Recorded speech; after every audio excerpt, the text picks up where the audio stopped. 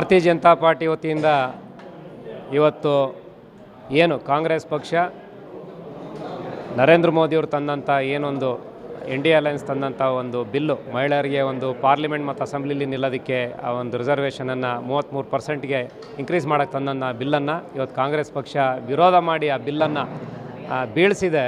ಅದನ್ನು ವಿರೋಧವಾಗಿ ಇವತ್ತು ನಾವೀಗ ಭಾರತೀಯ ಜನತಾ ಪಾರ್ಟಿಯಿಂದ ಪ್ರೆಸ್ ಮೀಟ್ ಮಾಡಿದ್ದೀವಿ. ಇಡೀ ದೇಶದ 70 ಕೋಟಿ ನಾರಿ ಶಕ್ತಿಯ ಒಂದು ಶಾಪ ಕಾಂಗ್ರೆಸ್ ಪಕ್ಷದ ಮೇಲೆ ದಾಟ್ಲಿದೆ. ಆದ್ದರಿಂದ ಕಾಂಗ್ರೆಸ್ ಪಕ್ಷ ಎಚ್ಚೆತ್ಕೊಳ್ಳಿಲ್ಲ ಅಂದರೆ ಪ್ರತಿಯೊಂದು NDA ಪಕ್ಷ ನರೇಂದ್ರ ಮೋದಿ ಮಾಡಿದಂಥ ಪಾಲಿಸಿಗಳನ್ನ ವಿರೋಧ ಮಾಡಿಸ್ಕೊಳ್ಳೋಂಥ ಚಾಳಿಲಿರುವಂಥ ಕಾಂಗ್ರೆಸ್ ಪಕ್ಷ ದೇಶದ ಅಭಿವೃದ್ಧಿ ಅವ್ರಿಗೆ ಬೇಕಿಲ್ಲ.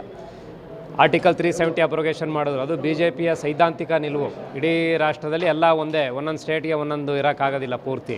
ಅದನ್ನು ಮಾಡ್ದಾಲು ವಿರೋಧ ಮಾಡಿದರು. ದೇಶದ ಭದ್ರತೆ ಕಾಪಾಡೋದಕ್ಕೆ operation Sindoor, Balakot strike, surgical strike ಮಾಡ್ದಾಲೂ ಕೂಡ ಆರ್ಮಿಗೆ ಡಿಮೋಟಿವೇಟ್ ಮಾಡ್ದಂಗೆ ಮಾತಾಡಿದ್ರು.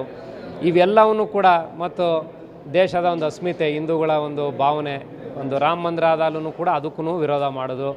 ಏನೇ ಒಂದು ದೇಶದ ಪರ ಕಾರ್ಯಕ್ರಮ ಮಾಡಿದಾಲೂ ಕೂಡ ಅದನ್ನು ವಿರೋಧಿಸೋವಂಥ ಕೇವಲ ಎಲೆಕ್ಷನ್ ಯಾವುದೋ ಒಂದು ವರ್ಗನ ಅವ್ರು ಖುಷಿ ಪಡಿಸೋಕ್ಕೆ ಓಟ್ ಹಾಕ್ಸ್ಕೊಳಕ್ಕೆ ಇವರು ಪ್ರತಿಯೊಂದಕ್ಕೂ ರಿಯಾಕ್ಷನ್ ಮಾಡ್ಕೊಂಡು ಹೋದರೆ ಮತ್ತು ಇವತ್ತು ಮಹಿಳಾ ಒಂದು ಸಬಲೀಕರಣ ಏನೊಂದು ಮಹಿಳಾ ರಿಸರ್ವೇಷನ್ನು ಪಾರ್ಲಿಮೆಂಟಲ್ಲಿ ನಿಲ್ಲೋದಕ್ಕೆ ತಂದಿರತಕ್ಕಂಥ ಬಿಲ್ಲನ್ನು ವಿರೋಧಿಸಿ ಇವತ್ತು ಕಾಂಗ್ರೆಸ್ ಪಕ್ಷ ಅದು ಏನು ಮಾಡೋಕ್ಕೆ ಹೊರಟಿದೆ ಗೊತ್ತಿಲ್ಲ.